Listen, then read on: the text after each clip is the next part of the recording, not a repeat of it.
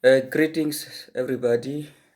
Thank you very much once again for coming through our channel so that we are able to have a conversation around issues that seems to be very important as far as Namibia and Namibians are concerned. During the 2025 State of National Address by the President, Her Excellency Netumbo Nandi-Ndaitwah, there was a very important announcement that was made, and I think it caught attention of many Namibians, and that is the issue of free tertiary education. So on that basis, so today, which is gonna talk a little bit about free tertiary education, and I want us to focus on a few things so that we are able to narrow our scope. So number one, we're gonna just look at maybe what is the motive behind this free tertiary education, what it is a funding model, what is the good side of it, and what concerns are there around this free tertiary education. So now, as you might know, that in terms of basic education, there are four main goals that particular education, wants to achieve. And those four main goals, number one is, we can start with a random one. We can start with equity. Equity being, which just means fairness. So now you might know that Namibia's historical background is that of apartheid, whereby a lot of communities, a lot of people were really disadvantaged by the apartheid government. Therefore, now this education seeks now to make sure that education is sort of fair to accommodate, and also to make sure that those who were previously disadvantaged, they will have to catch up with those who were advantaged.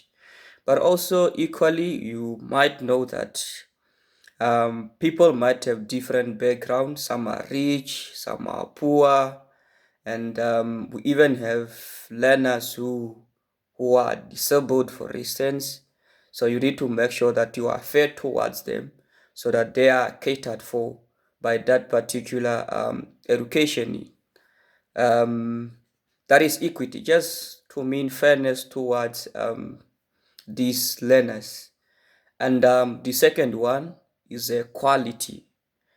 Quality just by summary means that the education that you are giving there is of good quality, and it would ensure that the product of that particular education would be of good use to society.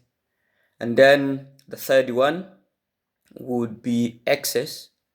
And access would just mean to say that this education must be accessible to everybody by all means necessary. And I think even this free tertiary education seems to be aligned with that goal of access, because now some people might not be able to enroll themselves to tertiary institutions due to the fact that they cannot afford that. But the moment you make this education to be free, then people might able to register, because now there are no financial obstacles towards their way. But in the context of basic education, access would just mean that these schools, this education system must be accessible to all learners. And it is on that basis, for instance, you see that, of course, the constitution make provision that primary education must be free, and the state must take responsibility in terms of resources and all the things that are needed to be in place to ensure that education is accessible to all learners in Namibia. That is provided for in the constitution. But I think somewhere in 2015, there must be Formal Education Circular number 7 of 2015, which then extended this free education from primary to secondary education. So, and then that is the case now, like education is, like basic education in Namibia is free now, to ensure that at least we address the issue of access to education. There are even other, policies, for instance, um, learner pregnancy policy. It deals with the management and prevention as well of pregnancy when it comes to learners. But the idea behind it is that back in the days is that when a learner happened to fall pregnant, then can be chased out of school, and chances of them coming back were really few. But now with this policy, I think it became around 2013 or so. Around that policy is that these learners can be allowed to come to school even if they are pregnant, and then when they go home, the school must ensure that there are platforms where this learner can have access to assessment and all of that. And then once they deliver, they are able to come back to school without really any obstacle put in their way. There are a lot of things there that seeks to ensure that access to education is really realized. And then the last one would then be democracy. Now, this is just to mean that the education system itself is democratic. Stakeholders have a say in education. That's why, for instance, you see that there are educational forums. If you check school boards, for instance, majority of members of school boards happen to be parents, and teachers also have representation there, the board. Learners, especially high school learners, through the Learner Representative Council, also have representation on a school board, just to make sure that this education is democratic. Now, with this tertiary education, and in a sense now that is going to be free, one now wonders what are the motives behind this particular free tertiary education. Of course, now you would think that access is one of it, to ensure that Namibian students who wish to further their studies at a tertiary level, they do have access to this education. But of course, there are no proper explanation in terms of what are the motives behind this free tertiary education. It will be very interesting for us to know why did Her Excellency decided that yes, from 2026, fees will fall. Of course, it's a good idea, but we just want to know from the leadership perspective, what is the motive, behind that. And then another one is the funding model. So now free education is tertiary education rather won't be very cheap to fund. So it will require a lot of money, and then it will be very interesting for us to know what is the funding model of this particular education. So now, with that, we then will look into what are the good side of a free tertiary education, or what are the advantages of a free tertiary education. So now, number one, I think we dealt with it already, is the issue of access. To say that those Namibians who want to further their education, but they don't do that because of finances. They don't have money to, register and certainly pay their tuition fees. Now they do have that opportunity to go and further their studies. So that will be a good thing. And secondly, remember, Namibia is a developing country, and really, if you check properly, we haven't tapped into the secondary sector of the economy, and that could be due to two things, which is now finance and human resource, or otherwise skills. So what I mean is that in Namibia we do not have factories where we manufacture raw material into finished products. So we always import these finished goods that we use on daily basis.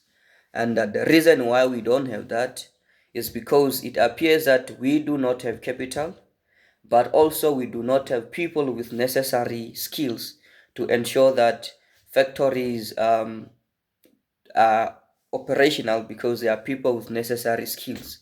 Now, if you are to bring in this free tertiary education and people get relevant and necessary skills to work in those factories, then that would be beneficial to our economy, because we are able to produce whatever we need locally. Because now, as it stands, we import almost everything and anything that we need. Okay, so now, and another one is that really when it comes to public, affairs, our citizen or majority of our people just seem to be not well informed, especially when it comes to governance issues, when it comes to policy issues, and all of that. And part of the reason why they might be not well informed is that the level of education in the country is just too low. Like a majority of people are not well educated. Therefore, maybe when we reach a level where tertiary education is free, then we are able to have a nation that is well educated. And this is a nation that will demand accountability. This is a nation that cannot be lied to. This is a nation that can really engage into public affairs because people are well informed. So I think that will be beneficial in terms of this free tertiary education. However, on the very same note, I think we are left with a lot of questions. We are left with a lot of concerns, especially when it comes to this free tertiary education. And what are those concerns? Number one concern is that we don't know the funding model of this free tertiary education. How are we going to fund it? Because definitely it is going to be very expensive for us to fund that. What is the funding model? How are we going to make sure that we fund this free education, and that that particular funding model is very sustainable, that you don't end up at some point in time there are no funds and all of that. And we need to learn from basic education. Of course, it is free, but parents still spend a lot of money on education, although it is free. And free education at a basic level is that sometimes you find out that schools don't receive enough funds, and as a result, school principals are left with no options but rather to request parents to make contribution because the state is unable to fund that free education. Now, just imagine if that is what is going to happen at a tertiary education, then it is more likely to lead to a lot of inconveniences. So the funding model is one of the concern, to say how are we going to make sure that we are able to fund this free education in a much more sustainable way.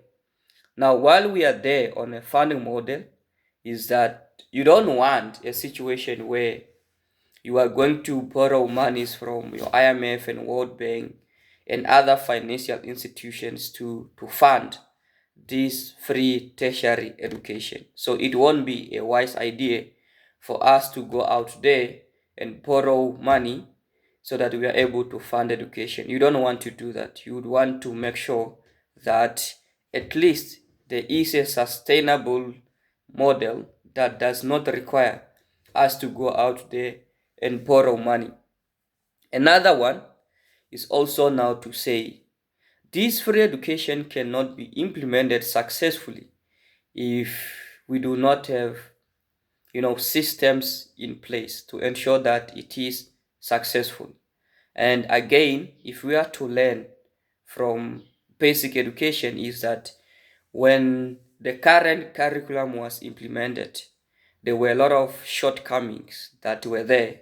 And definitely from a curriculum development point of view, you would conclude that there were no due processes that were followed before the implementation process.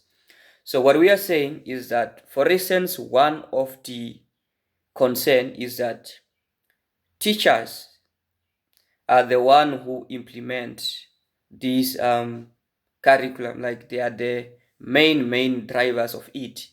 But then when this curriculum at the basic level was implemented, a lot of teachers were not oriented, they were not trained. Some of them, the content that they were going to teach was just something completely new to them because they were not trained.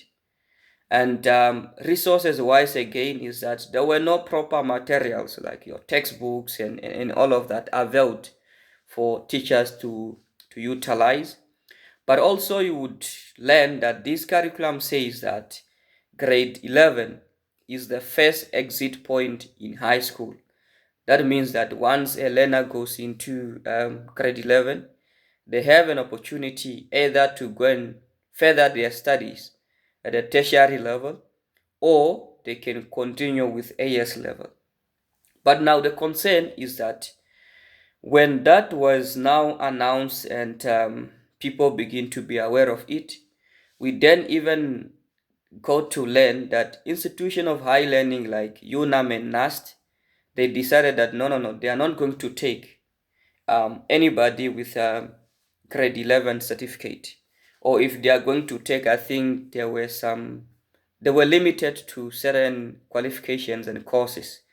And that is definitely a result of no proper system and planning. Because, of course, basic education knows very well that it feeds higher education. And before you implement something, you ought to ensure that you consult higher education as to what are your intentions, so that you find grounds on that. Then if that was the case, then you wouldn't have a situation where higher education is saying they cannot take this and that. That can only happen if they were not properly consulted, so that grounds are found and consensus is reached.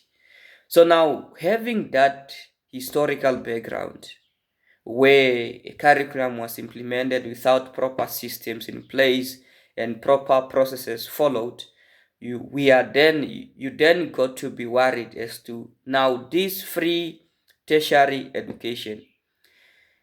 Are there systems in place to ensure that it would become successful? Are the systems in place?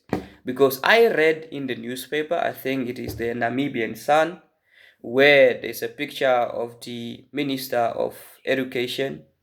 And then I think that they're saying they want to rush so that they ensure that this free education is implemented in 2026. Then you look at it, that does it really do us a favor for us to be in hurry to implement something without ensuring that we have necessary systems in place to ensure that this free tertiary education is successful? Now, one of the concern that you might have is that now when we offer this free tertiary education, are there job opportunities for these people that we are going to educate? Because it is going to be very irresponsible for you to educate people, then at the end of the day, upon graduation, these people will just become unemployed. It will be very irresponsible for you to do that, to offer free education, then at the end of the day, these people become unemployed. So around that, you would then think that you need a well coordinated system that ensure that the graduates of this free education, they are able to get jobs upon graduation. So now you need to ensure that all ministries, they are brought on board to ensure that they prepare to just ensure that after these people graduates, there are job opportunity in those ministries and all of that. But if this happen not to be a case where maybe the Ministry of Education just implement without proper consultation with necessary stakeholders, then it's going to be a big disaster. And you will have a lot of people who studied, who were educated for free, but they are unable to find jobs. We also look at now this free tertiary education. Are we going to continue with these current courses that we are offering at institutions of high learning? Because definitely the courses that we are offering now, majority of them, they instill skills that are not necessary in the Namibian labor, market. For instance, you wouldn't understand why in 2025 you are still offering education as a course, because we have a lot of unemployed teachers out there who are unable to find jobs. Just imagine now, you again in 2026, you are going to educate teachers for free, educating them to go and teach where if there are no job opportunity in education. That is just one example, but the main point is that there's a need for reform in higher education, and that reform has to do with, we need to relook into what skills do we need in our job market, and how can we then come up with courses that will instill those skills that we need in our labor market. If you don't do that and just continue with these current courses, then at the end of the day, we are going to have a lot of people who are educated for free by the state, but at the end of the day, they will be unemployed because we did not ensure that the skills that we instill in these people are relevant to our job market.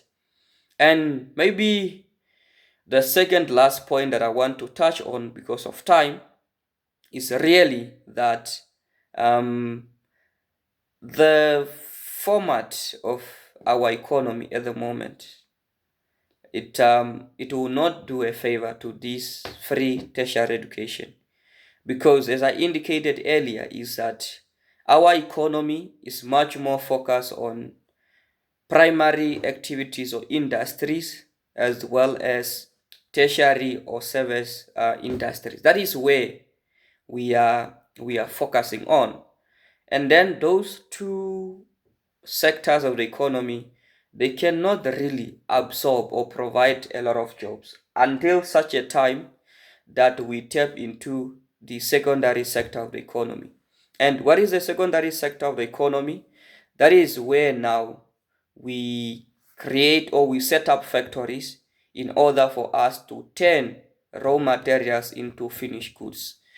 And this sector of the economy has capacity to employ a lot of people, because in Namibia we have all sort of natural resources, your diamond, your gold, your everything.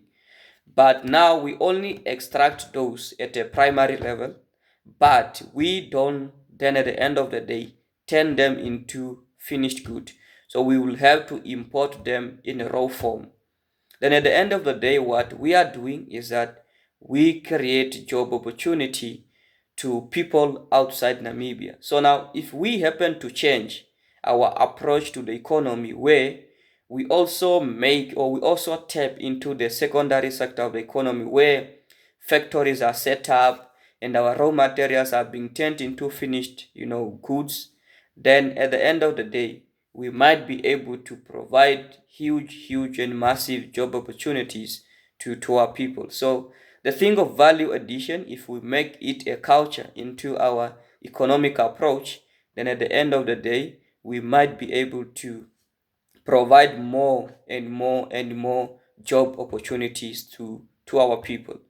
And then another point is that the world is heading into is now the fourth industrial revolution elsewhere in the world, and people are engaging into AI and all of that, artificial intelligence.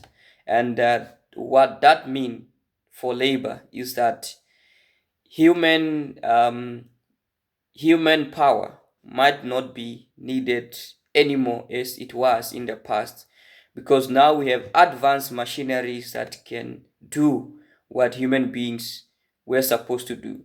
So now if we also don't implement these AI properly and in a much more considered way, we might be able to, or we might find ourselves in a situation where those businesses that we have, they do not really need workers, because there are a lot of machineries that they are using instead. Then a lot of people won't be able to get jobs. So in that format is that that's what I'm saying, it's a well coordinated system where a lot of things should be considered. You now need to ensure that job opportunities that we are going to create, we carefully consider how we incorporate AI in that space, to the extent that you want to balance